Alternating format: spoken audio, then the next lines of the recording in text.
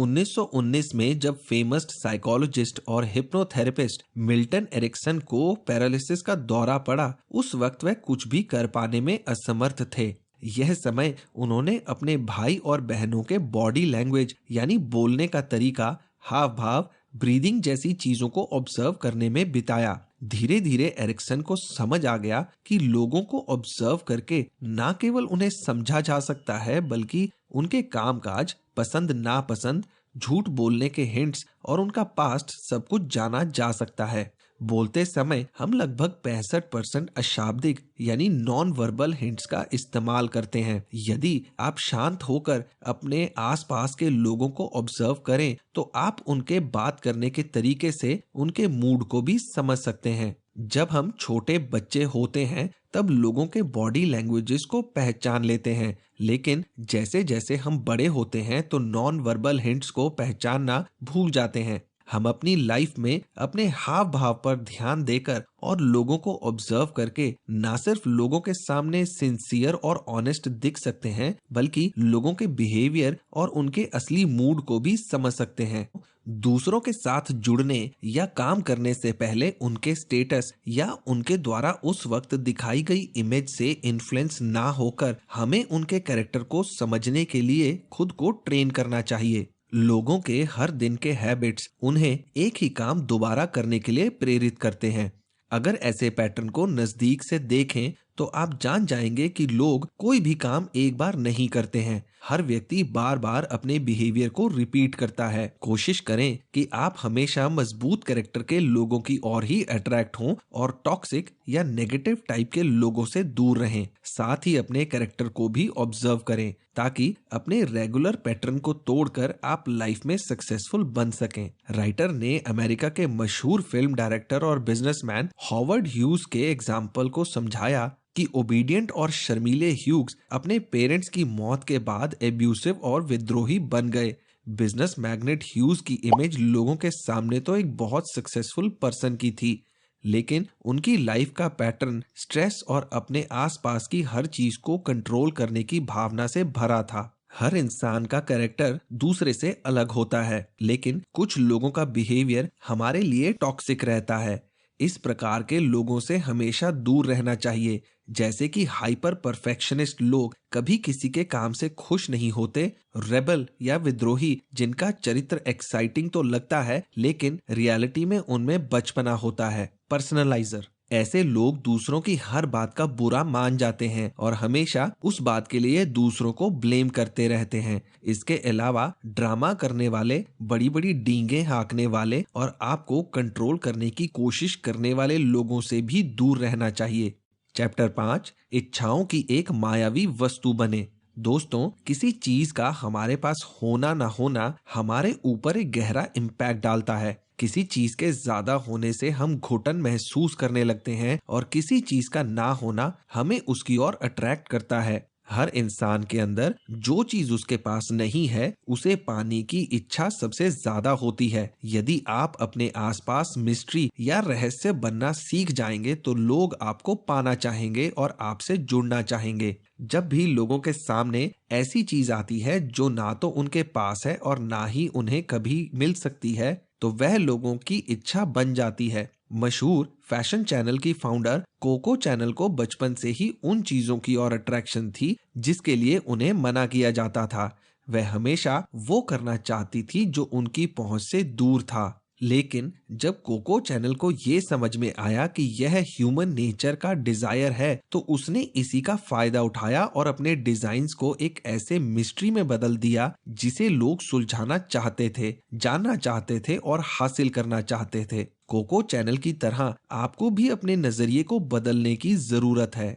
अपने डिजायर्स को जानने के बजाय यह जाने कि लोग क्या चाहते हैं, उनकी छिपी हुई इच्छाएं और डिजायर्स को पहचानें। अगर आपकी प्रेजेंस में एक मिस्टीरियस प्रभाव होगा तो लोग खुद ब खुद आपकी ओर खींचे चले आएंगे। लोगों को हमेशा अपने और अपने प्रोडक्ट्स के लिए एक्साइटेड बनाए रखने के लिए उन्हें सरप्राइज करें और उनके डिजायर्स को समझने की कोशिश करें।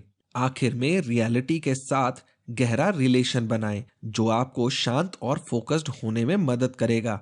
हमेशा याद रखें कि आप अपने डिजायर्स के मालिक हैं, ना कि उसके नौकर, और आपका काम हमेशा और अधिक बेटर और इनोवेटिव हो सकता है।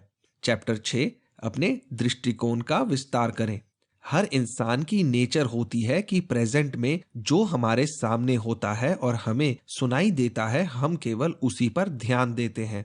यही वजह है कि हम लुभावने स्कीम और आसानी से पैसा कमाने जैसे वादों के बहकावे में आ जाते हैं।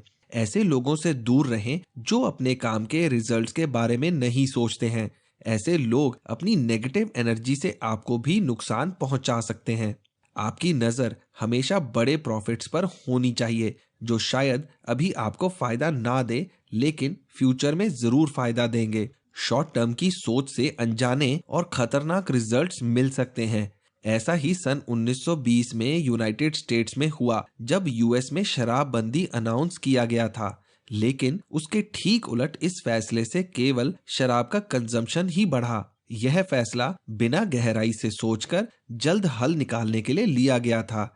इसीलिए यह डिसीजन बुरी तरह फेल हुआ। हम भी बाकी सभी की तरह प्रेजेंट में सुख ढूंढते हैं, लेकिन यदि हम अपने लॉन्ग टर्म गोल्स को लेकर चलेंगे तो ना सिर्फ हम प्रॉब्लम्स को सॉल्व कर सकेंगे, बल्कि यह हमें और अधिक शांत और इफेक्टिव बनाएगा। अंत में यदि हम प्रेजेंट में रहेंगे तो प्रॉब्लम्स और उनके कारण को नहीं जान पाएंगे, क्योंकि प्रेजेंट की हर प्रॉब्लम की जड़ें पास्ट में छिपी होती हैं।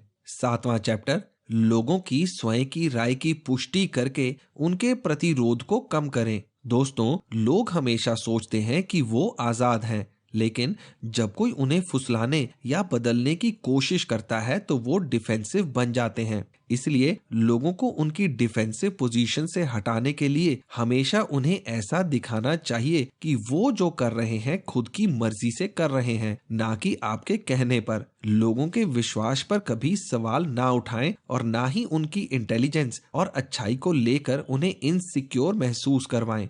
इससे वे और अधिक डिफेंसिव हो जाएंगे और आपका काम और भी अधिक मुश्किल हो जाएगा। अमेरिका के 36वें प्रेसिडेंट लिंडन जॉनसन लोगों को अपने मुताबिक काम करवाने में मास्टर थे। जॉनसन का सिर्फ एक ही पर्पस था, एक दिन यूएस का प्रेसिडेंट बनना। उन्होंने अपनी शुरुआती गुस्सैल इमेज को बदलकर अपने रास्ते से हटकर सहयोगी दलों को जीतने की कोशिश की। दूसरों पर अपनी पकड़ बनाने के लिए उन्होंने लोगों पर कई तरह के एहसान किए। उन्होंने ना सिर्फ दूसरों को बोलने का मौका दिया, बल्कि ध्यान से उनकी बातें भी सुनी, और इस तरह जॉनसन एक दिन यूएस प्रेसिडेंट बन गए। राइटर कहना चाहते हैं कि जॉनसन की तरह ही मास्टर परसुएडर यानी दूसरों को अपनी बात मनवाने के लिए जरूरी है कि आप एक अच्छे लिसनर बने, अपने कॉन्फिडेंस से लोगों को इन्फ्लुएंस करें और लोगों की खुद के बारे में जो राय है उसे वैसा ही बना रहने दें।